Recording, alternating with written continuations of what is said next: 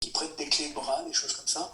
On peut avoir, ou alors vous tombez, hein, vous tombez, pof, vous faites pas de lésions osseuses, mais on sent que le coude, ça a forcé. Les gens qui viennent, nous on a des volleyeuses au Krebs, on a de temps en temps au volley, je sais pas, elles frappent dans le vide, j'en sais rien. Elles ont des distensions du plan capsulo-ligamentaire antérieur. On peut avoir donc une fracture de l'apophyse coronoïde, hein, ici, en deux. Vous pouvez avoir une luxation antérieure de la tête radiale. Donc ça, on peut avoir des luxations de coude, hein, ça arrive sur des réceptions. On peut avoir un arrachement du tendon tricipital, du tendon bicipital, pardon, sur la tubérosité ici. On peut avoir une fracture tassement du col, hein, ça arrive assez souvent. On peut avoir une fracture ostéochondrale de la cupule, ça peut être souvent chez les jeunes. Hein, tout ce qui est ostéochondral, c'est plutôt des pathologies du sujet jeune. Des fractures de l'olécrâne, bien évidemment. Des impactions du bec olécrânien dans la fossette. On a dit que si jamais ça ne pétait pas, on pouvait avoir une luxation du coude, luxation postérieure, hein, parce que vous allez avoir un appui ici, un bras de levier qui fait que l'ensemble du coude va partir, et puis après la réaction du triceps qui va tirer très très fort en haut. Une fois que le bec olécrânien est plus trop enclavé dedans, bah hop, ça va sortir. On peut avoir des fractures supracondyliennes au-dessus, en interne et externe. On peut tout avoir, ça vous verrez dans le module de traumato. Ça, c'est pour vous donner l'aperçu d'une luxation de coude. Alors, dans le début du cours, je vous aurais donné des... Vous ne pouvez pas passer à côté d'une luxation de coude. Hein. Le mec qui passe à côté, c'est qu'il est vraiment... Il est bourré, quoi. Hein. Mais on a quand même, malgré tout, des repères. Des repères avec un triangle équilatéral entre le bec olécrânien, les deux épitroclés et épicondyles latéral et médial. Tout ça, ça doit faire normalement un triangle. On doit avoir, sur un coude qui est fléchi, on doit avoir une ligne. Enfin bref, il y a dans le début du cours, je vous le laisserai. Hein, vous verrez, c'est pas compliqué. Vous avez quelques repères comme ça qu'on peut voir en radio. Bon, là, une radio comme ça, vous ne pouvez pas passer à côté de toute façon. Après, des fractures de tête radiale, soit ostéosynthésées, mais là, il n'y a pas d'ostéosynthèse. Là, c'est plutôt une prothèse. Je vous ai dit que la semaine dernière, hein, moi, j'avais déjà eu des patients avec les deux prothèses d'un coup.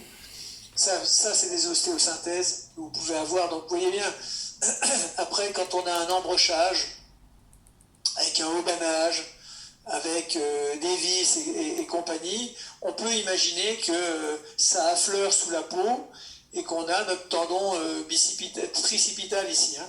Et donc, à chaque fois que vous faites flexion-extension de coude, vous pouvez avoir une petite irritation et une petite inflammation. Donc, c'est jamais, je vous assure que ces coudes-là sont jamais faciles à rééduquer. Jamais.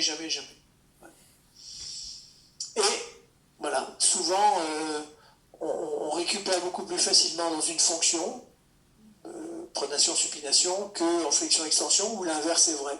Quand on récupère bien en flexion-extension, c'est souvent la pronation-supination qui déconne. Enfin bref, vous verrez, vous parlerez avec vos enseignants de base, ils vous diront que les coudes, c'est passionnant, mais on n'aime jamais trop rééduquer ça.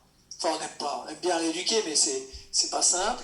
Et puis c'est d'autant moins simple que dans toute cette région-là, vous le savez, hein, en anatomie, on a quand même tout un paquet vasculo-nerveux qui passe dans cette région-là, avec notamment le nerf médian, l'ulnaire,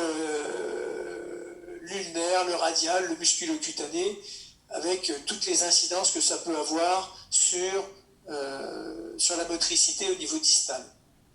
Voilà, après des hygromas, etc., lésions micro-traumatiques, enfin, il y a énormément de trucs. Voilà, ce qu'on peut juste retenir, puis je vais terminer là-dessus, parce que les conditions de Destot, ça c'est quand même intéressant.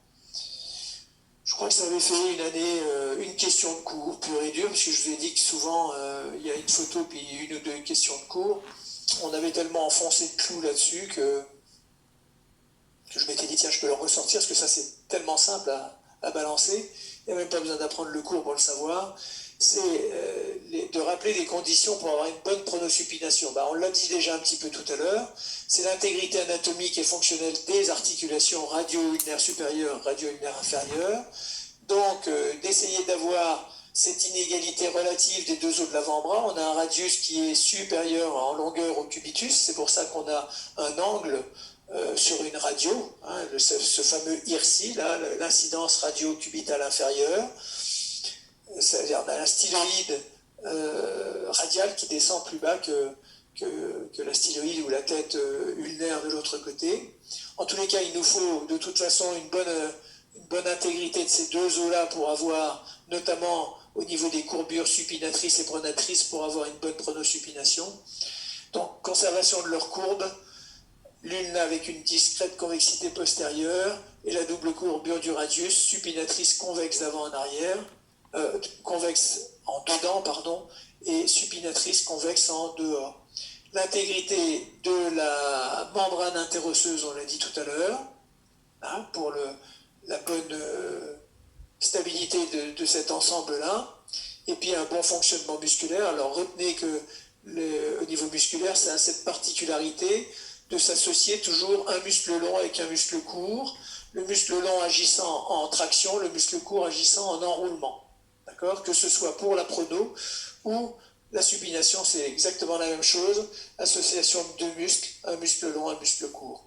Et puis bien sûr, si possible, d'avoir un axe de mouvement conservé. Et on va s'arrêter là-dessus parce qu'après c'est du bilan. Voilà, la semaine prochaine on commencera le poignet.